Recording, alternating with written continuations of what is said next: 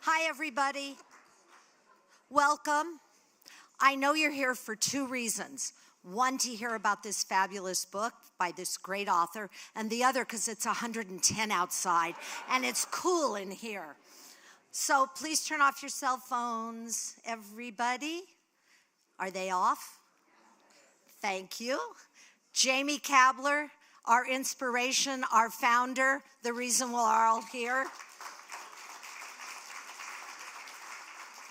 Our amazing city council, as you've heard me say many times, they are our partners in the Writers Festival. They support everything we do. We couldn't do it without them. Representing them today is Councilman Ted Weil, Councilman Steve Downs, his beautiful wife, Jerry, and Councilwoman Eve Fromberg-Edelstein. Like all the other Writer Series events, this event was underwritten by Jordan Schnitzer, our angel, the heart of this program. He's so happy to provide you with this programming, all free of charge. So thank you, Jordan. And thank you to our angels who fund 95% of our festival. Thank you, sponsors. So some of you might have noticed you didn't all get the same book. Well, here's the story. David's book has been such a huge hit that when we went to order them, we sourced every last copy we could find from all our booksellers and distributors. When we ran out and didn't have quite enough, I said, let's go get another book on the Queen, and that'll be a companion book for everyone else in the room.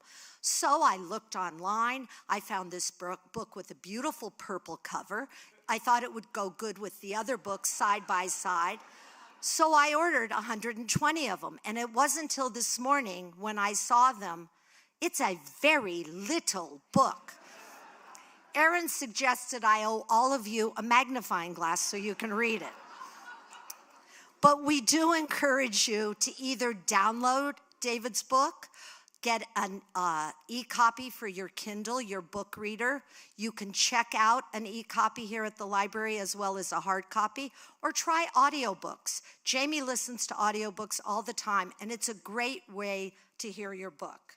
So, David Charter is a longtime royal correspondent for the Times of London. He's had a front row seat to the modern British monarchy, covering its triumphs, tensions, traditions, and transformations, with both insight and wit. He currently serves as assistant editor for the United States at the Times of London. He's based in Washington, D.C., and he continues to shape coverage on both sides of the Atlantic. Speaking with David today is my husband, Doug Miller, who currently does work. He works as a justice on the Court of Appeal. But he also works very hard coming up with fabulous questions, studying books, and it keeps him pretty busy as well. So please join me in welcoming David Charter in conversation with Justice Douglas Miller.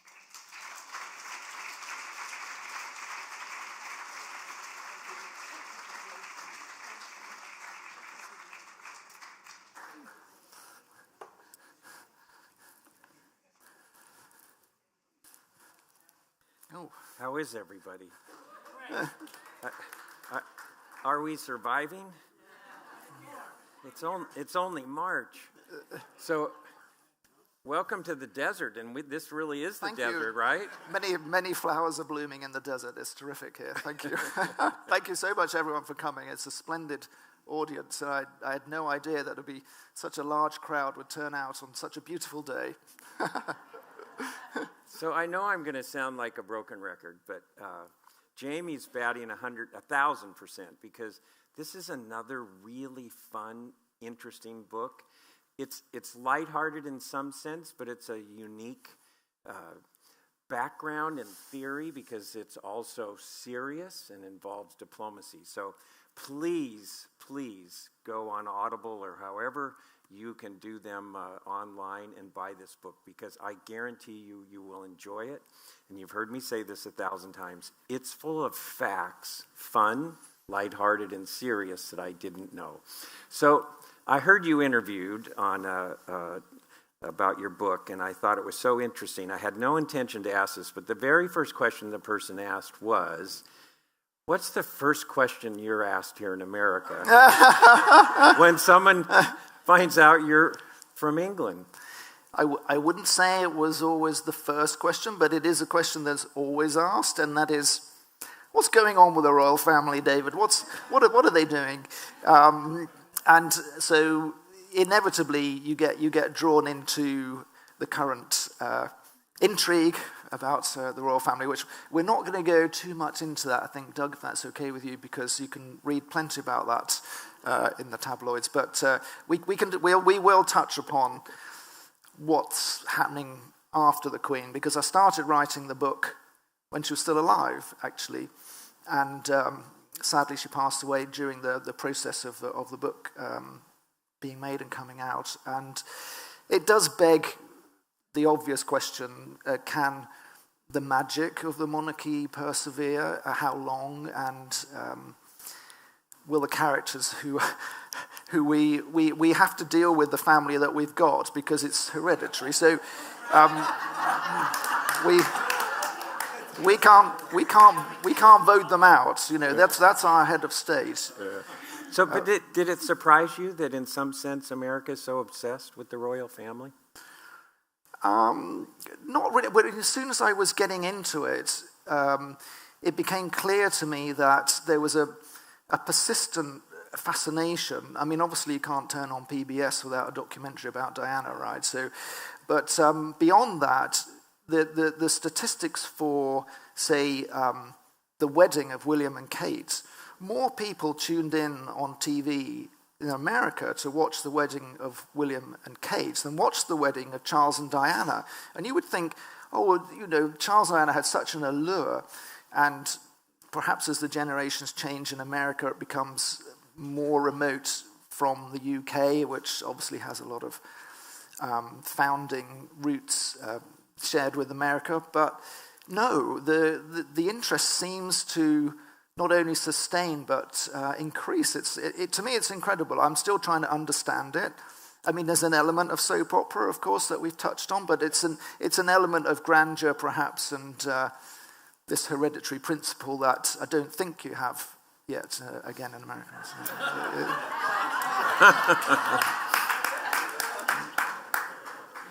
You said we weren't going to talk about those topics, no, we're not but talking the first about two questions. So we didn't come here to talk politics. So this isn't a book just about the Queen, and I guess my question is, did it start as just a book about the Queen and then evolve into her life and legacy through the presidents of the United States that she visited? Well, I would say that what inspired me to do it was the fact that I was reporting for the Times when Biden became the 14th president of her reign and visited the UK, a bit delayed because of COVID. He was going to visit in 2020, but he visited for a G7 in 2021. And the Queen, by this stage, is 95, and she still makes a point of going down to Cornwall for the G7 and holding a garden party with other members of the royal family. In fact, by this stage, Prince Charles is doing the main speech, but William is there, and the Queen wants to show the world that she's passing on the torch, but at the same time, she wants to be the one who's hosting the world leaders who've come for the G7. And, of course, it's not all of them get the royal treatment. I mean, once the G7 is done with all that social distancing, one leader gets invited up to Windsor Castle, and that's the American president. That's Biden. For all the reservations about that in some quarters of the British establishment, as well as the British press, about whether Biden was truly invested in Britain or would much rather be in Ireland than in Great Britain, he's the one who gets invited to Windsor Castle for tea and crumpets, and the Queen does her thing with Joe and Jill. And for all that was known about Joe Biden's mother, tell us about his mother and what she said the first time. It would have been, I think, in 1982 when he was a senator. Oh, okay, yes. Just to start at the beginning, when Joe Biden first visits Britain in a Senate group, he tells his mother, Jean Finnegan, very Irish-sounding name, who's quite an Irish Republican, that he's going on this trip, and she says, "Well, don't you bow down to her?" And, and Biden tells this story of his mother once staying in a hotel where she'd heard that the Queen of England has stayed in this hotel and slept in the bed in this hotel. So just in case Jean is in the same room, she sleeps on the floor that night. She does not want to have any possibility that she slept in the same bed as the Queen of England. So all of this was, of course, well in the past, but on the day that Biden gets elected, the BBC try and grab a word with him in a corridor somewhere, and Biden says, "Oh, BBC, oh, I'm Irish," and Biden nips into the room and he doesn't speak to the BBC. So you can understand there were nerves in the system. And so for me, it was really remarkable that when he eventually got his invitation to go to Windsor Castle and he emerges and speaks to the press, he is asked, how was his visit with the Queen of England? Great Britain, I should say. And he says, "She reminded me of my mother." And in knowing this background, this had layers for me. And spoke to, I think it spoke to the fact that Biden, was prepared to say that even though his mother had these staunch Republican feelings, and Biden himself has said, there's no one more Irish than an Irish American, from that. So did that inspire you then to look at? So how I began this was that what inspired me was that I had to write an article for the Times about. It's 13 presidents. And so it's basically a picture story. It's all these lovely pictures of the Queen meeting presidents from Truman all the way through. And I just realized there was a lot more to this than the photographs are great, but I mean, there's a lot more to it than the photographs. So I want to start at the beginning. She was born Elizabeth Alexandra Mary, April 21st, 1926. And if I'm correct, she was the third in the line of succession at the time she was born. Yes. So tell us how it happened that she became the Queen. So that's right. Her grandfather was the king at the time, and her uncle was the first in line, and that's Edward. And he was a bachelor at the time, but still only in his early 30s, I believe, and so it was still absolutely possible that he would settle down and have children. And of course, if she'd had a brother, then the law as it then was meant that the brother would leapfrog her. The younger brother would become the next in line above her. That changed. The Labour government did pass about 10 or 15 years ago. We've changed the law now so that the primogeniture law, as it's called, means that the girls don't get overtaken by simply having a brother.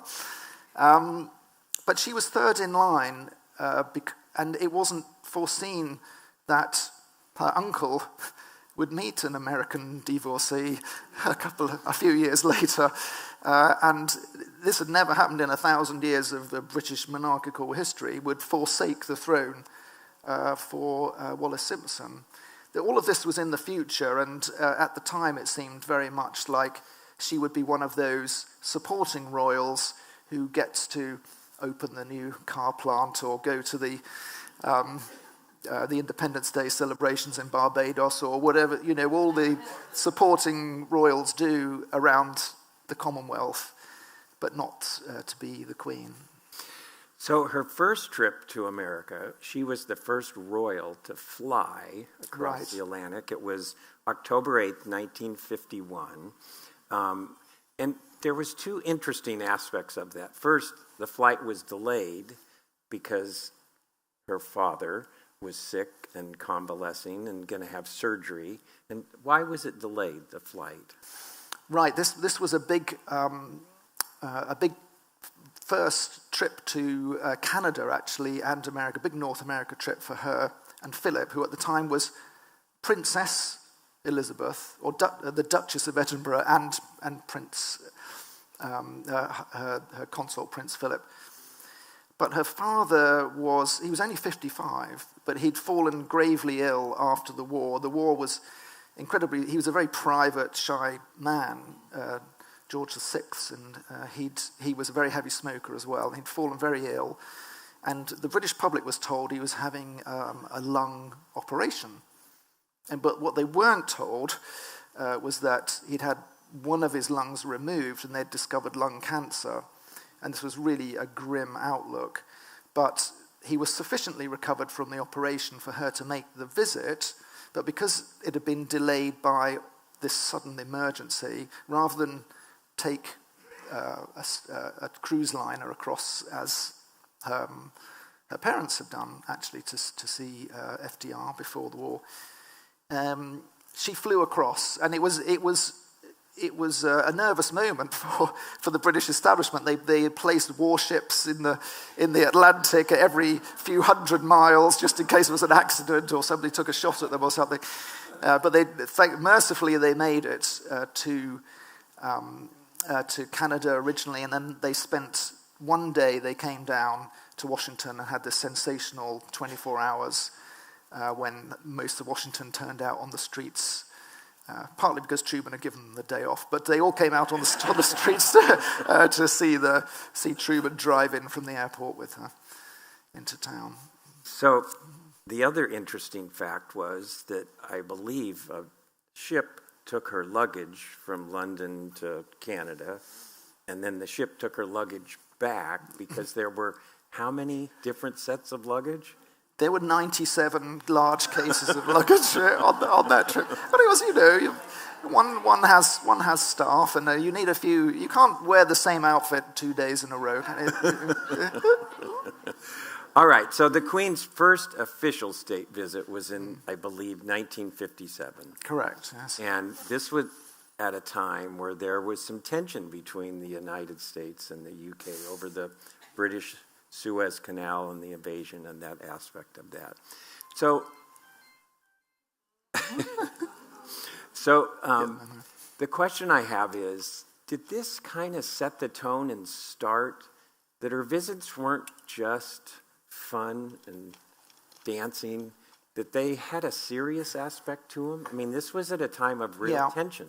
This one certainly did, because for those who don't know, the Suez Crisis is much bigger in the UK, I think, than it probably is in America. But anyway, France and Britain decided to invade Egypt and take over the Suez Canal. We just thought that would be a good idea. I'm not suggesting there's any parallels with what's happening. You've done it again, Doug. The thing was, they did not tell Eisenhower in advance. Imagine doing that. Imagine your greatest ally invades a waterway, tries to take it over, ends up in a shooting match. We're not trying very hard to avoid this topic, are we? Eisenhower thought, if those Brits and the French don't stop, Egypt, which was a socialist regime, is going to bring in the Soviet Union, and we're going to be back at war, 11 years after we just finished the last one. So Eisenhower was furious. And despite the fact that Eisenhower was everybody's favorite president ever in Great Britain, he was lauded with numerous accolades. He'd been given a castle in Scotland by the grateful people of Scotland for his wartime exploits. he threatened to bankrupt Great Britain. He said, look, Britain was still recovering after the war. Even in 1956, the economy wasn't really back on its feet. So he had a bunch of sterling bonds that he could have dumped on the market and basically crashed the British economy. And he told them, you've got to get out of there. Well, he threatened behind the scenes. And the Brits had to go back with their tail between their legs and relinquish the Suez Canal to the control of Egypt. And the Prime Minister had to resign. It was taken as a sign that Britain no longer was a world power. It couldn't support these military ventures around the world without American backing. And somebody had to repair this relationship. And so when we got a new Prime Minister in, called Harold Macmillan, he fixed up with Eisenhower for the Queen to make a state visit because whilst Eisenhower was pretty much over this, there's a certain amount of public opinion that needs to be improved and repaired. And off goes Elizabeth she's dispatched on one of these diplomatic missions that probably in the history of the special relationship between the UK and the US was one of the real low points, and there was no better reminder of how much America really liked the British than having the royals come over and wave and meet ordinary people. But it was strategic. I mean, to have it was incredibly strategic because it was the trip. I say about meeting ordinary Americans. It was a trip where enormous PR opportunities were laid on. The Queen was sent off to supermarket baseball game. That's right. But she wanted to go to a supermarket to see where housewives bought on their the way food. to the baseball game. She actually asked her handlers, "Could we go to one of those supermarkets because we don't have those in Britain." It was in the early days of the supermarket. So there's a fantastic photographs of the Queen. She turns up. She's been given a full-length mink coat by a mink breeders association. It's worth tens of thousands of dollars. And she turns up at the supermarket with the local people from in Maryland, in the middle of Maryland, like the local women with their pin curls in and pushing their kids in their trolleys, and they go around the supermarket. That's where Prince Philip is caught. He's standing in front of this display of boxes of aluminium, the aluminium rolls in boxes. And so a housewife has to go up to him and say, "That's what we use for cooking in ovens." And he goes, "Oh, really?" As he had no idea what he was looking at. And didn't they call ahead and tell the assistant manager the Queen was coming, and they didn't believe that the Queen was really coming? They phoned up, because it was hastily arranged at the last minute. They phoned up, and the full-time manager of the store thought it was a practical joke, and he refused to entertain the idea. So they begged the deputy manager who was on duty, said, "Please, can you get this place ready for a royal visit in about 40 minutes?" And he later said, "It was the greatest day of my life. I couldn't believe it." Because so she had a special relationship with Eisenhower, because I think 3 weeks after this, she invites him back to have a special luncheon someplace that no one ever goes. And this is a little later on. The Queen she's gone to Balmoral Castle. It's in Scotland. It's a private family retreat of the royal family. She's actually gone there because she's pregnant and she just wants to lay up and finish the pregnancy there. But knowing that Eisenhower is able to visit, she invites him up, and he is the only president. And this is one reason why I would say later in the book that he's probably the favorite. He's certainly among the most favorite presidents. He's the only one who gets to spend the night at Balmoral Castle in Scotland.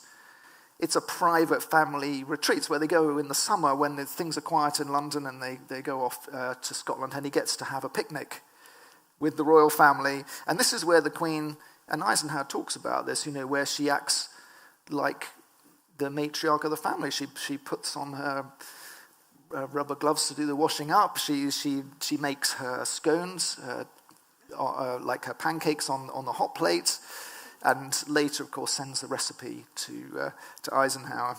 So if you want the which recipe, is in the book. it's in the book. and she drives him around the property.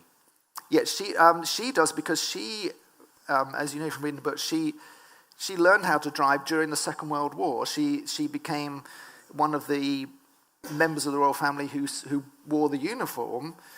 One of the reasons that the royal family became so beloved and probably endured with so much support for so long is during the war they were seen very much to be on the side of the people. They stayed in London, most of them. The Queen learned how to be a mechanic in the army, learned how to drive, learned how to clean an engine. She could more than change a spark plug. She could take that engine off and put it back in again. She was, and so she drove herself. Yeah. So we're going to hear a term. It's 2 words. We're going to hear it all throughout the relationship with the different presidents. It's called a special relationship. Tell us where that came from, where it originated, and what it means.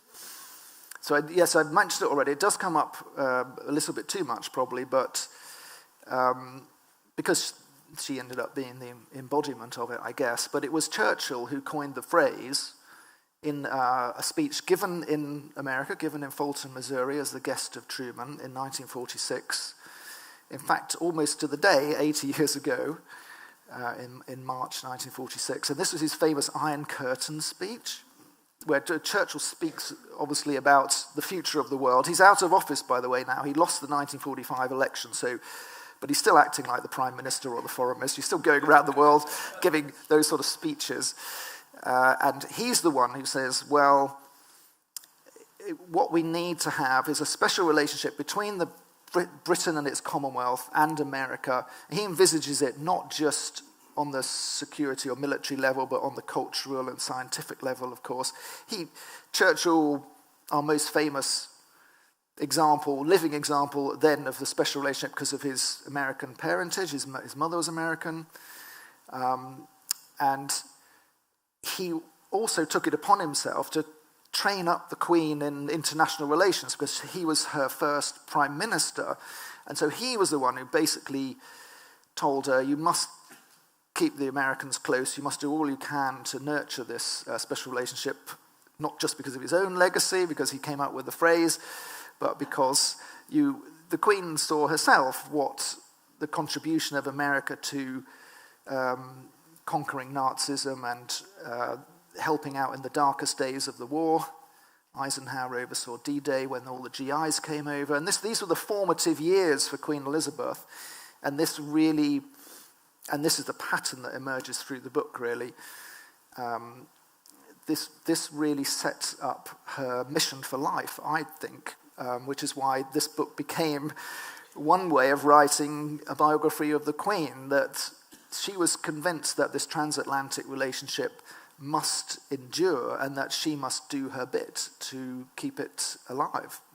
So I learned that there are different visits that the Queen has when dignitaries or heads of state come. It may be a tea, it may be an audience, it may be a state visit. Maybe you can tell us a little bit about what the differences are, because they're insignificant and important. Well, the state visit is the works. That's the top card that the British establishment can play.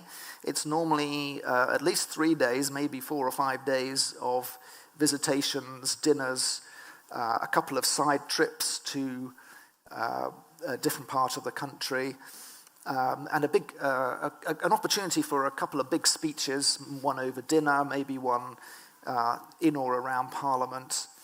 And it's pretty rare. They were thinking of one for JFK before events intervened, and then they didn't do one until George W. Bush actually got the first state visit of any president to the UK. Funnily enough, given how close the Eisenhower relationship was, for example. But it was after 9/11, it was George W. Bush got the first one. Then Obama got the second state visit. And then they started happening much, much more regularly with President Trump, because by this stage, the British government was in a bit of a panic over Brexit. The same year that Trump gets elected, Britain votes to leave the European Union. It becomes a top priority of the government to get a trade deal with America. And who better than to try and encourage the president to deliver the trade deal than the Queen? Trump is well known to be fond of the royal family. And so this really unprecedented. In 2017, our Prime Minister Theresa May goes over, and it's the first week of the Trump administration. She produces this invitation for a state visit for Trump to come over. Even announces it's going to be in a couple of months, I think. Really, really extraordinary. Normally it would be like, I think with Bush and Obama, it was like well into their first term, if not their second term, as a kind of thank you for things we've done together, rather than a please can we do this together. But on the plane home, of course, Trump then, we weren't going to get into this, were we, Doug? But anyway, on the way home, Trump bans visas or visits from 7 Muslim countries, doesn't he? It's like in the first week of the Trump administration. And so there's an outcry in Britain. Why have we invited President Trump without knowing what type of president he's going to be? So it does become caught up in the controversy of the day. And it doesn't happen. And it doesn't happen for 2 years. There's one reason or another that this state visit can't happen. It's a reflection of nervousness in the British system. It's a reflection of, perhaps in some way, America first taking over the American government, much more nationalist turn. But when it does happen, in fact, the state visit is 2019. It's a tremendous success, and President Trump is on his best behaviour from start to finish. I mean, I know there's a lot of publicity about him walking in front of the Queen when they inspect the troops, but we can talk about that. That was a bit of a muddle. But that aside, the Trump and the 7 Trumps he brought with him were all on their best behaviour. Yeah. Okay, so we've jumped ahead. We jumped ahead, but we're going to get to Jackie Kennedy. Okay. But first, there's, like Paul Harvey said, there's kind of the rest of the story. So when the Obamas come for their first visit, and there's this tradition of exchanging gifts, the Obamas give the Queen something, and what is it they give her? Are we on to the show tunes? Yes. We're on to the...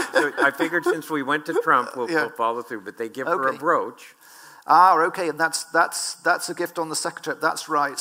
We can get into that. Well, since we brought up Trump, I want to finish. One of the gifts, you're right. One of the gifts beyond the show tunes on the iPod, which was the first gift that Obama gave the Queen, and he thinks the Queen may have listened to them, but I'm not so sure. That on their second visit, on their state visit, Michelle Obama has sourced this distinctive little green brooch from a jeweler's shop in Washington, D.C., which, of course, the Queen gives a courtesy wear to it the next night at the dinner, and is never seen again. It's never seen again until when Trump visits in 2018. The day that President Trump is due to arrive, the Queen has some guests, not related to the American visit. She has some guests in the morning that day, and the green brooch reappears on her dress. And although she changes later and she wears a different outfit and different brooch and everything when she meets Trump later in the day. This does get slightly overinterpreted, I think, or maybe not, because I did put it to a courtier who knows the Queen. And so this is someone who has worked in the palace and sits on the table and eats the evening meal with the Queen when she has dinner with the staff and that sort of thing. And I said, come on, there's a blog in the UK, one of them.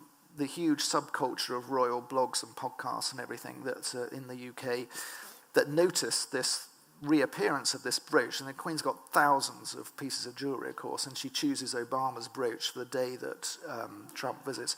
I thought, come on, that's not an accident. There's some sort of message being sent there. And I think the courtier's exact words were, yes, things don't happen by accident with the Queen.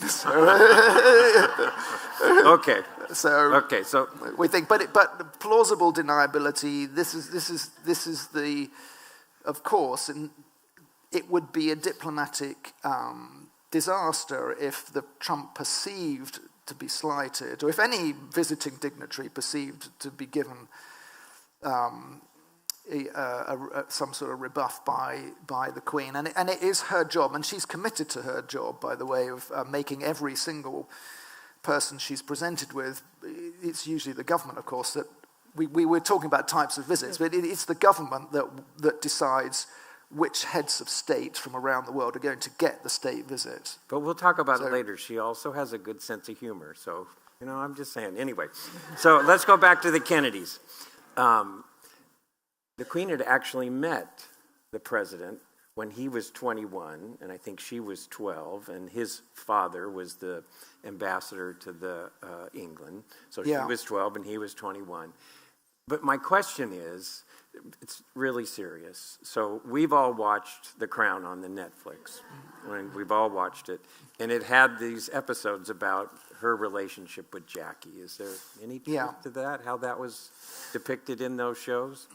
I think that, and they did go back in an incredibly long way, as you say, but the Crown depiction, and I know nobody's watched it here, so I'd better tell you about it quickly. It was Jackie and JFK, they'd just come from Paris. They'd had an amazing state visit to Paris where Jackie was feted as the most chic woman on the world stage, a cover girl of all the magazines, and kind of knocked the Queen off a bit. I mean, the Queen wasn't much of a cover girl by then, but she had been when she was a little younger and first came to the throne, age 25, of course. But by 1961, it was Jackie mania. And the Crown depicted Prince Philip going a bit gooey over Jackie and sort of ogling her over dinner and wanting to sit near her and make conversation with her. Because Philip did have a bit of a reputation, I suppose, from his Navy days, We saw that in The Crown too. Yeah, there was a little bit of that. So you did watch it? Yes, yeah. I did. But it was, whilst that, I wasn't there, and nobody was living who was able to tell me exactly, but whilst I think that was exaggerated, there was a really tense atmosphere over that dinner because the government really wanted it. JFK and Jackie were visiting London. It was the first time as JFK as president. But it was a private visit. It was because Jackie's sister was having her daughter christened in London. But the government basically said, you should got to host them for dinner at Buckingham Palace. But back in 1961, it was still very hidebound, old-fashioned Britain. The divorcees were not welcome at Buckingham Palace dinners of that nature, and Jackie's sister was on her second marriage, and the brother-in-law was on his third marriage, and so there was a lot of sharp intakes of breath at the palace, and the officials had to go back and forth, and the Kennedys wanted Princess Margaret to be there. They wanted another fashionable princess called Princess Marina to be there. They wanted fun, they wanted all the fun royals. And they obviously wanted the members of the family there. And of course, this became a bit of you can see it in the records, that the memos are flying back and forward saying, well, I don't know if that's really the done thing. And eventually, JFK says, well, don't worry about us. We'll sort ourselves out. They were only in town for a couple of nights, and they basically wanted to see their family. So the government is deeply alarmed by this and tells the palace to sort themselves out. And so you look at the seating plan for the table. There's an enormous long table at Buckingham Palace, and right down one end is Jackie's sister, and right down the other end of the table is Jackie's brother-in-law. So they get invited. But as Jackie complained later to Gore Vidal, basically said, They had their revenge. They didn't invite Margaret. They didn't invite Marina. And they invited every Commonwealth Minister of Agriculture they could find. And she, by all accounts, had a bit of a boring night. She sat next to Harold Macmillan, the Prime Minister, who was basically a relic of the Victorian age. I'm not sure how they make conversation. So on the cover of your book, you say 70 years, 13 presidents. But wasn't it really 14 presidents over 70 years? There were 14 presidents during her reign, but one of them she never met, even though he was in office for the best part of 6 years, and that's LBJ. And there are circumstantial, accidental reasons for it, and there are probably also political reasons why it never happened. And on the political front, LBJ he didn't really travel. He was a creature of Washington and the White House when he was president. The war in Vietnam was just getting worse and worse. And when he did travel, he traveled to countries that were helping out in the Vietnam War. And Britain had a prime minister. We're going to get back into this again, Doug. Britain had a Labour prime minister at the time who was refusing to help out militarily with this American war. So Harold Wilson, and the records are all there, that LBJ would periodically phone him up and said, just one battalion of troops would do the job, Harold, But Harold Wilson, for domestic reasons, he couldn't commit to sending British troops to Vietnam, and he didn't. And so LBJ wasn't inclined to travel to the UK. He did meet the Australian Prime Minister, I believe. Was he the first American president to travel to Australia? Anyway, he met the Australian Prime Minister, Harold Holt. Of course, the Queen is the Queen of Australia as well. But that still, there were other accidental reasons why they never met, because during LBJ's presidency, Churchill passed away, and because of the stature of the man, LBJ wanted to come to London for the funeral service in Westminster Abbey. It was a gathering of over 100 sort of heads of state or heads of government in London. But it was just after LBJ's inauguration, where he'd famously stood outside for 6 hours without a coat in minus temperatures, and he'd got this bad cold, this bad infection. And he sent his protocol secretary, Lloyd Hand, to London. And amazingly, a man who's still alive in his mid-90s, fantastic memory. I was able to speak to all about how he was supposed to telegraph back every day from London about what's the weather like and what will it be like in the Abbey. Do you think I'll be okay? Because he's recovering from quite a serious infection. And Lloyd Hand is communicating that people in London don't think you should come if you're not well. It's really cold. It's really cold over here. And so LBJ ends up not going. He's too sick. Actually, there were headlines in the American press during Churchill's final days about how sick he was, and then, of course, how he died. But they were soon overtaken there was quite a scare about LBJ's health just after his inauguration. And he didn't let his vice president go either. He didn't. But that's another story. So I think if someone had asked me if I was aware of photographs that the Queen had taken with presidents, there were probably two that even I would mention, two very iconic photographs with one president, Reagan, and she seemed to have that kind of special relationship with Reagan. So tell us about those two photographs. One is on the cover of the book. Yes. And the other's inside. But tell us about those. Well, we're going to do the trivia question on this one first. Well, we will. We will. So the first one of the two, because that's the second one in order of sequence, and it does speak to the fact that the relationship with Reagan was terrific and very warm, and probably also one of the very favourite presidents of hers. A horse ride is arranged between the Queen and the President for a trip to London. It's basically a lure to ensure that Reagan visits London on his first trip to Europe. He's got to come to Europe for some NATO meeting or some such. But the Brits also want a part of the new president, President Reagan. because he didn't travel in his first year. He went to Canada and Mexico, and that was it. He didn't go anywhere. But he was coming.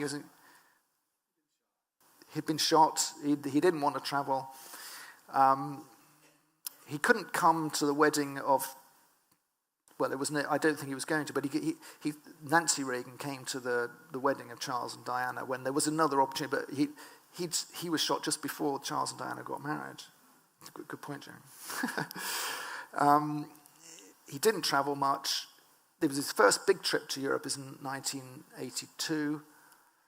And there's an opportunity for a few days for one European capital to get Reagan to come. And how do the Brits ensure it's them? You can go horse riding with the Queen. And so there's a tremendous back and forth between the officials. You can see again in the record, in the diplomatic cables that go back and forth. It's like, well, how are we going to do this? Shall we send a horse for the president to ride? So I said, no, we've got a horse. We've got a North American horse. We've got a horse that was a gift from the Canadians, from the Mounties. So he can. It's big enough. It's fine. He can ride this horse from the Canadian Mounted Police that was a gift. And what about the saddle? And we're going to wear riding hats. And there was. What about the Secret Service? The Secret Service was very nervous. They're going to go out riding around the grounds of Windsor Great Park, and were they going to be on horses? How are they going to do this? So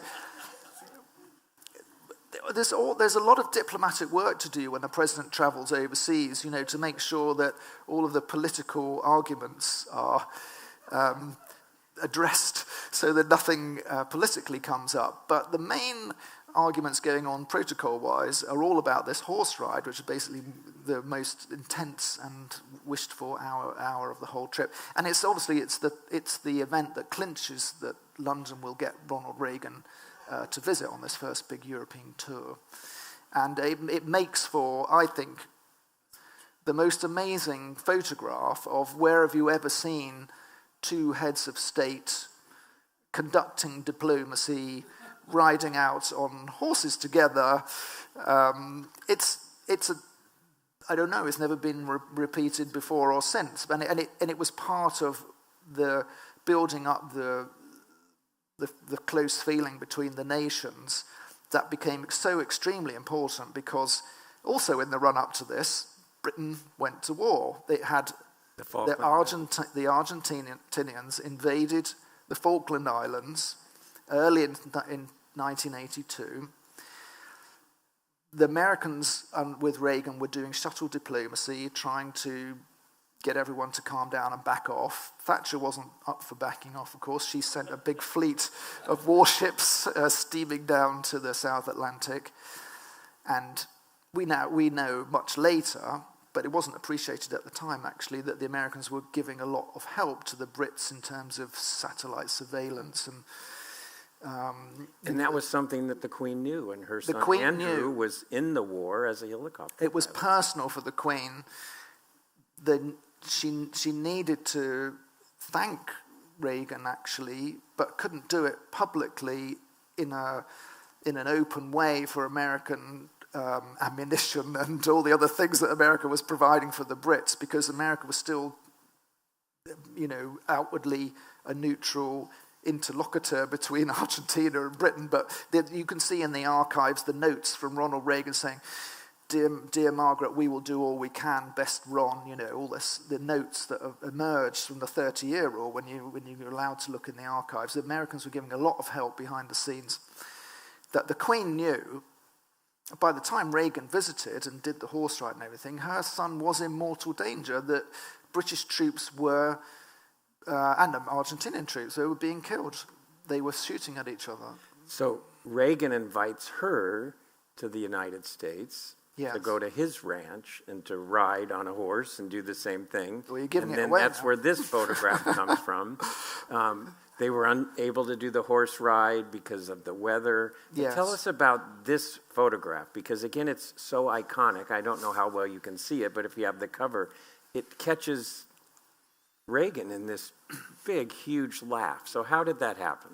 Yes, I mean, it's definitely an iconic photo what you might call a special relationship, because it does seem to suggest a bit of the British character and a bit of the American character, I suppose.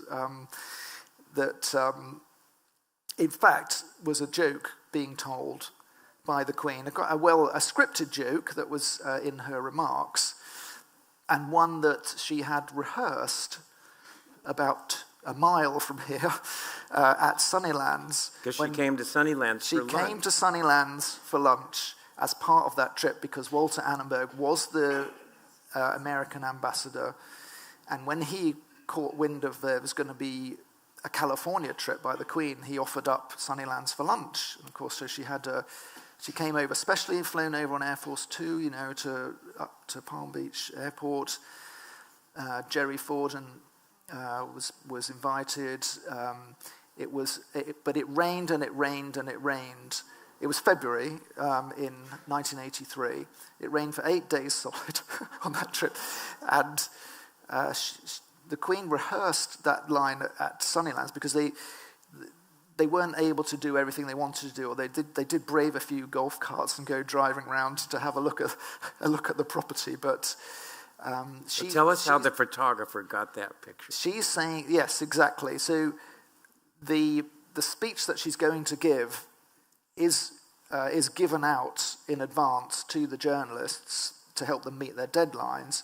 Photographers also get a look at the speech, so they're ready for the laughter line, which is, I know that America has imported many of our finest traditions, but I didn't realize the weather was one of them.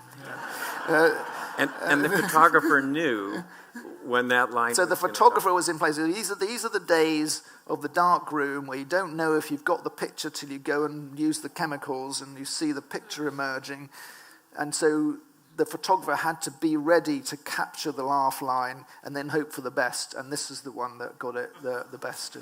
So I can't believe we only have a couple of more minutes. I'm not kidding. I had pages and pages of other questions, but I want to finish with two, and then I really want you to read a couple of paragraphs at the end. But two quick questions, and maybe these are too hard to answer quickly, but Prince Charles, the Queen's passed away, he's the king. Is he filling that diplomatic role, that special relationship, that soft diplomacy that you talk about? Is he able to continue that legacy that she started? Well, conflicting thoughts on this, because the Queen is irreplaceable. She was a golden thread that went right back to the wartime years. She had so much experience and knew so many world leaders that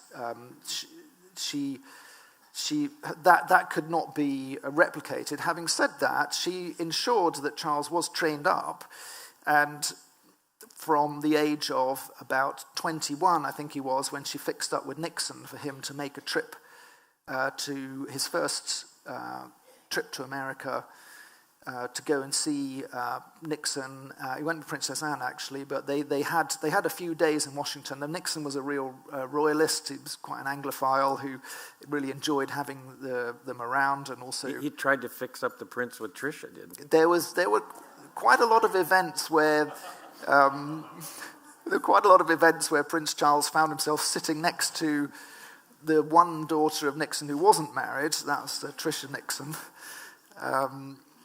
And so on a later trip, actually, when his first visit with Camilla, to wind the tape on a lot, with George W. Bush, Charles refers to this, and it's in I think it's George W. Bush. Yes, it is, where he basically says, "Oh yes, when I first came, that was when they were trying to marry me off to Tricia Nixon."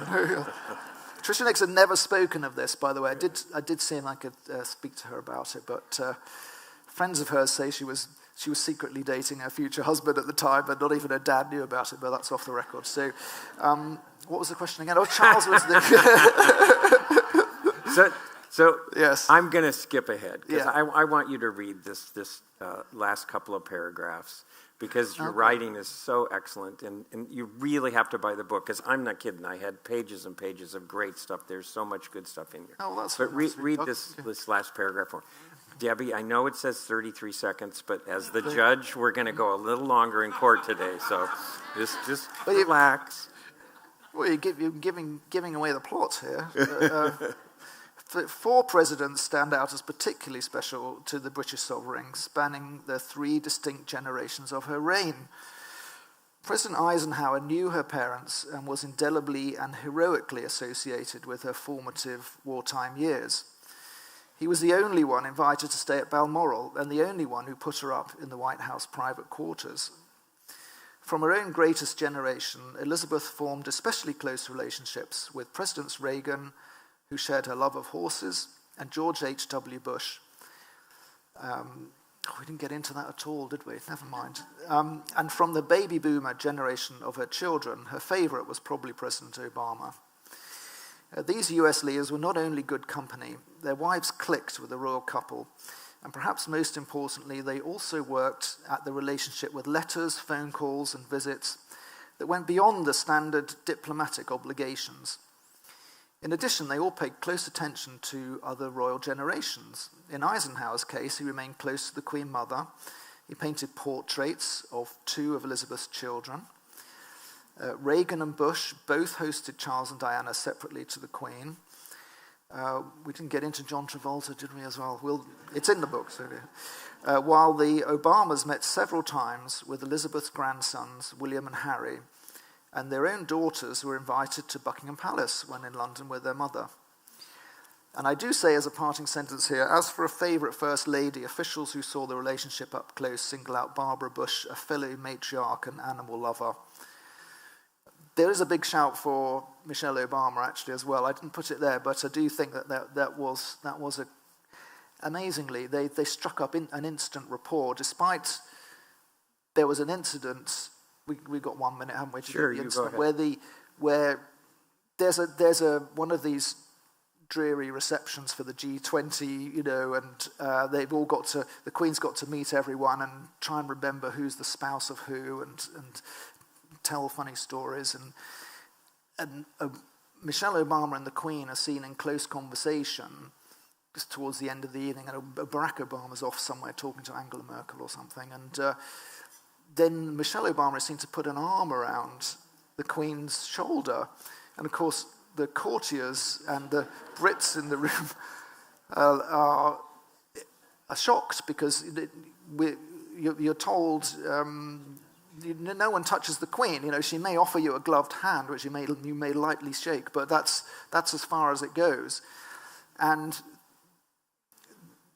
I think in a way that suggested that that the Queen, in her diplomatic role, you've got to bear in mind that she's always thinking, and her training is, she doesn't want to draw attention to any supposed mistakes or gaffes that would become the story, rather than whatever the political story, whatever the deal was of the day. So she puts her own arm around the Michelle Obama's waist, and this is, you've got British courtiers practically fainting at this previously unseen sight of monarchical intimacy with an American. So please buy the book. It's fabulous. It's a great read, a great book. Thank you for coming here. Thank you, Doug.